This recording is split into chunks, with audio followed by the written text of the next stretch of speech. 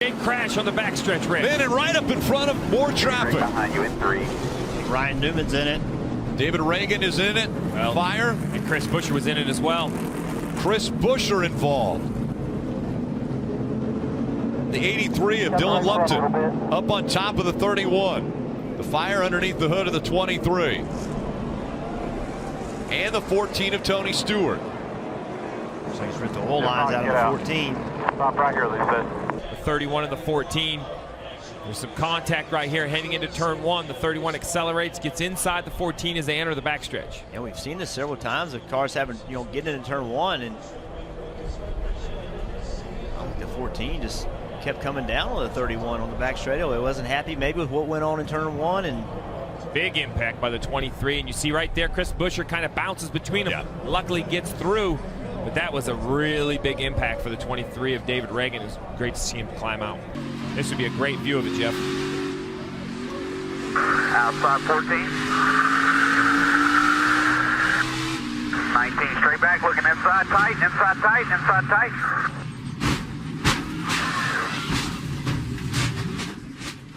We got wrecked hard right here, got wrecked hard.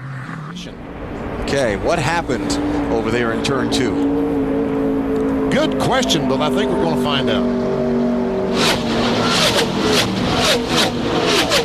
hard to tell by that angle.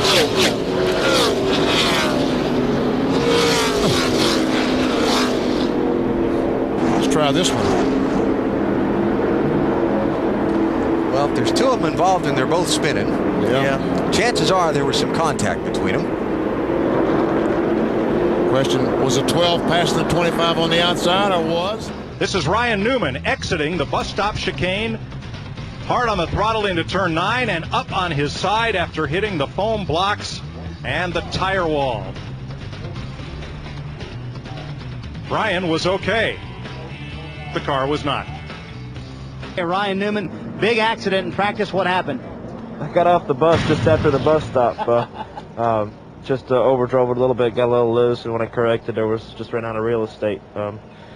All-Tall Dodge was pretty quick before that. This one here is pretty quick too, so we'll see what we can do. And 3 cars around in the middle of the back straightaway. Ryan Newman is in it. Through the grass goes the 37, excuse me, Travis Quapple.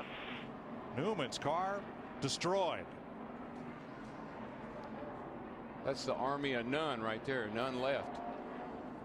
And there is Travis Quapple. Looks like he'll get back to pit road without a whole lot of damage.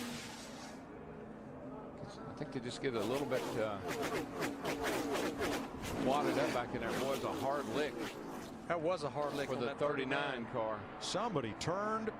Elliott Sadler got loose. Yeah, he got loose, and here they all come and just piled in. The 19 of Elliott Sadler. Look at that 39 car. Those splitters, they're like snow plows. Wow, Bill Elliott just missed Quapple. What a miss. Top of your screen. Yeah, you see Sadler, he just gets loose as Newman's going by, and he clips Newman in the right rear and just turns him straight into the fence. I know Ryan Newman won this race a couple of years ago, and we're getting a report Newman's out of his. No trouble. Ryan Newman hard into the wall. Michael McDowell hard into the wall. caution's out, caution's out. Terrible crash. Hey, look right over here. You can see, like Ryan Newman overran that corner just a little bit. You see quite a few cars over there. Come back on the track. Contact between Biffle and Newman. Yes, Biffle came back on the track. Newman was right there. Got into him and hard into that guardrail and the tires. Sends him back out in the middle of the track here into McDowell. You see the rear end housing loose from the car and then it goes over the fence. That last impact from McDowell was probably knocked the wind out of him. It was Biffle coming back on the track that made Newman try to avoid running into him.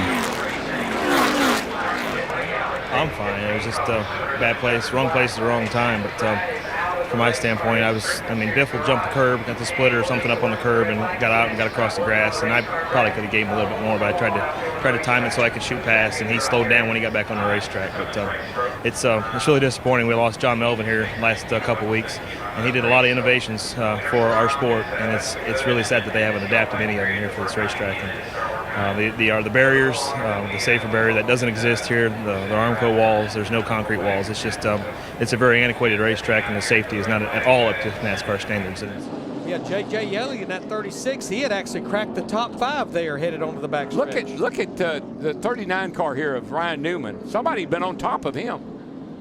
I think that somebody was Kurt Busch. Let's watch from the Goodyear blimp and see how this unfolds. Watch Kurt Busch, the black car on the bottom. I think it starts up on the outside here. Let's see. Right in here somewhere. That's Regan Smith in the middle and Yaley up top. Right here, the 51 car, Owen Stenhouse squeezes to the outside. And that's Yaley in the 36. And that shoved Yaley down. And look at that 78 car upside down and then lands on top of Ryan Newman's 39 car. Bobby Labonte involved. So it was Stenhouse, the rookie, trying to go 4 wide on the outside, running out of room with his number 17. Yeah, and running out of time. I mean, he's desperate, and you see the 36 move down just a little bit, and Yaley and Stenhouse thought he could squeeze by on the next to the wall, and he just couldn't make it. And this kid's ugly. Watch his thing. Right on top of Ryan Newman. Hadn't Ryan Newman had cars on top of him before here? I think the 2009 race.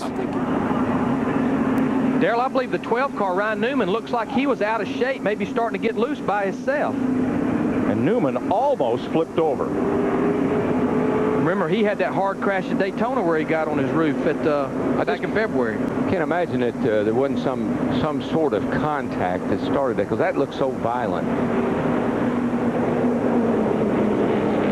Man, that car was almost on its top right there. It hit that wall a ton. Rusty Wallace, his teammate, the 2 cars involved.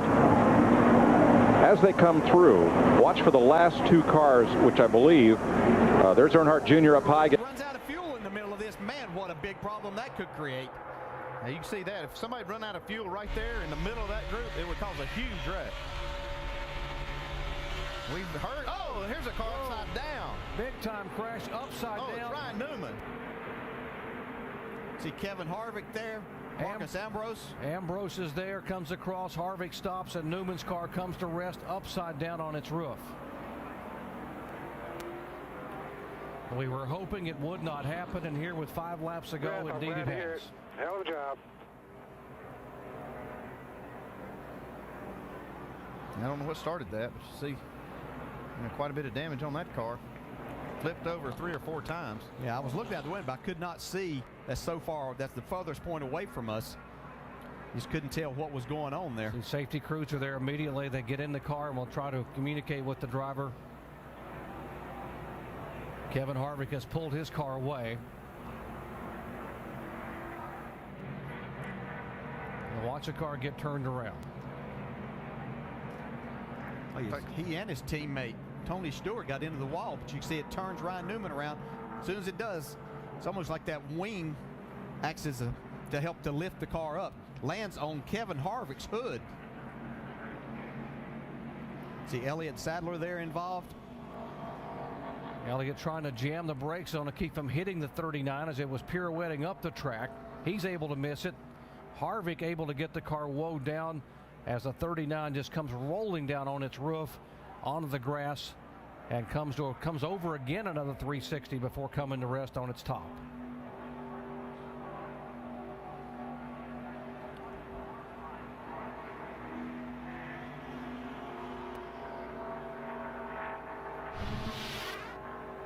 As you see him work with Ryan Newman here. Trouble. Newman slams the wall. Comes Schrader, and Newman is in the air and over. Ryan Newman, last year's Rookie of the Year. The rear end ripped from the car as he slides down the asphalt, and when that car hit the grass of the tri-oval, Ryan Newman went upside down. Come on, boy, get out. A crash on pit road. Bobby Labonte has slammed into Ken Schrader as Schrader slid through the infield grass. And And the problem was Schrader was already wrecked. They come down pit road. I don't think Schrader could control his car. Ryan's moving in the car. So he is moving around trying to get out. Not a whole lot he can do hanging there like that. I mean, he's got to have help. Pretty big boy. He doesn't want to. Kenny Schrader's climbed out. Newman has signaled that he is okay. He is a strapping young fella. Yes, he is. Used to driving open-wheel sprint cars. I mean, Darrell, this is a predicament trying to get unhooked out of that car upside down. Well, you got seat belts, you got the Hans device. I mean, there's just so many things. You got to have help. Man, it ripped the rear end housing right out from under that race car. Got airborne. Let's watch her here and see what happens. Oh, Kenny Schrader got out of control, got into him. Oh, that's what happened, Mike. His right rear tire came off. Car goes airborne, then when it hits the ground, it digs in and just rips it apart. Let me tell you, the way these cars are inside, he's in a capsule in there. And so these cars, they've done such an incredibly good job with the safety and protecting the driver in these cars. Look at that thing lift up, Larry. Just takes off like an airplane. That's 3,400 pounds, folks, just lifting up in the air like a feather. And the right rear wheel digs into the dirt and tears the whole rear end loose from the car. Yeah, if the tire hadn't come off of the wheel, it probably wouldn't have turned over like that. But once the tire came off, and it dug in and flipped it. Now, when Schrader's car was heading down pit road, he was basically a passenger because the front end of his car had been heavily damaged. And I think that's what happened at the end of pit road. He just couldn't control his car. Ryan Blaney now do.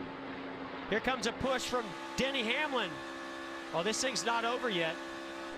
Not at all. Ryan Newman off turn 4 for the final time. Blaney to the outside, to the inside. Here comes Hamlin up the outside. Wow. Crash into the wall, into the air goes Newman. Upside down.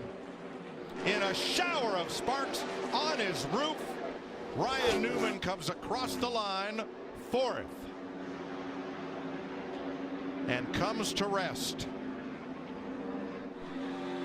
Scoring unofficial between Hamlin and Blaney as far as who crossed the finish line first.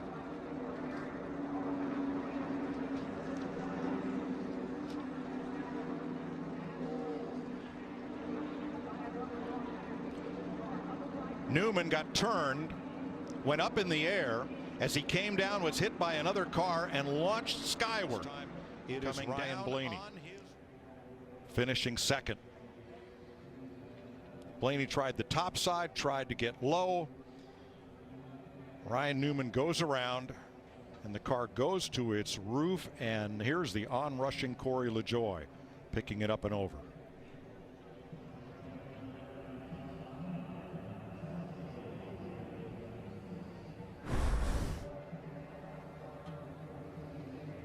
We'll give you further updates on Ryan Newman as they become available to us.